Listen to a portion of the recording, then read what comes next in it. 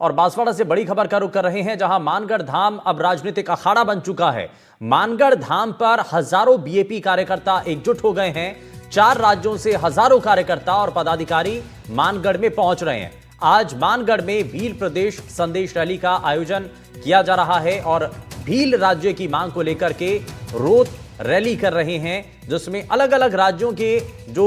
भील समुदाय के लोग हैं उनको एक साथ लाया जा रहा है। एक बड़ा सियासी संकेत और मैसेज देने की कोशिश है। लेकिन मानगढ़ धाम पर जब बीएपी के कार्यकर्ता बड़ी संख्या में इकट्ठा हुए हैं, बताया जा रहा है 4 राज्यों से यहां जो कार्यकर्ता हैं, हजारों कार्यकर्ता हैं, पदाधिकारी हैं, वो यहां पर पहुंच रहे हैं और मानगढ़ में भील प्रदेश संदेश रैली का आयोजन किया जा रहा है। और ये जो भील प्रदेश की अलग मांग है वो पहली बार नहीं है, पहले भी उठती रही है समय समय पर, और खास करके जब चुनाव आते हैं उस वक्त ये ज्यादा प्रबल हो जाती है। लेकिन फिलहाल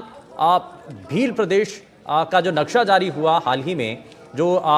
जिसको लेकर के बड़ी चर्चाएं हो रही हैं, उसके बाद से अब ये बहुत तेजी के साथ ये मांग उठ रही है। लेकिन आज मानगढ़ में भील प्रदेश संदेश रैली जिसका आयोजन और भील राज्य की मांग को लेकर के राजकुमार रोध जो हैं वो ये रैली कर रहे हैं और इसके लिए बाकायदा बड़ी संख्या में अलग अलग राज्यों से जो कार्यकर्ता हैं उनको बुलाया गया है।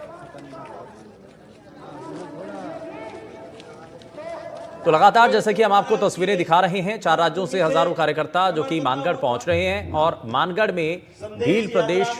को लेकर के एक बड़ा संदेश और यहां से आगे की रणनीति संभावना इस बात को लेकर के भी है, यहां से कुछ बड़ा मैसेज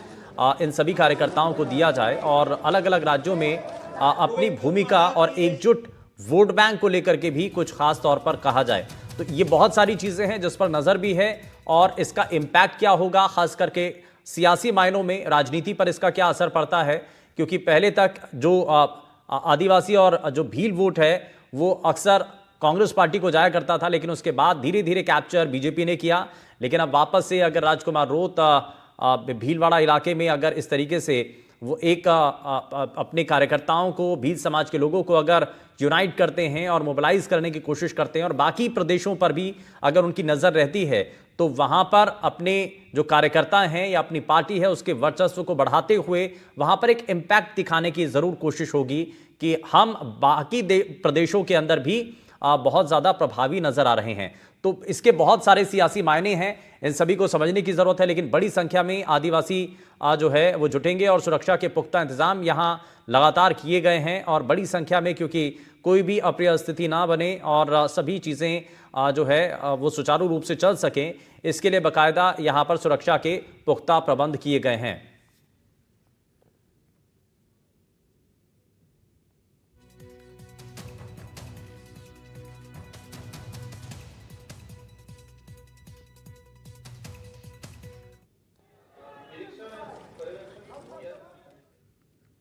मानगढ़ में जिस तरीके से लगातार तस्वीरें और चीज़ें सामने आ रही हैं, उसको लेकर के जो तैयारियां हैं वो राजनीतिक रूप से भी दिखाई दे रही हैं और एक समाज को बड़ा संदेश देने की कोशिश भी है। तो अब सीटों का समीकरण भी है इसमें, क्योंकि राजस्थान के कई ऐसे ज़िले हैं जहां पर आदिवासी एक बहुत अच्छी खासी संख्या में रहते हैं। तो इसका प्रभाव कितना पड़ेगा,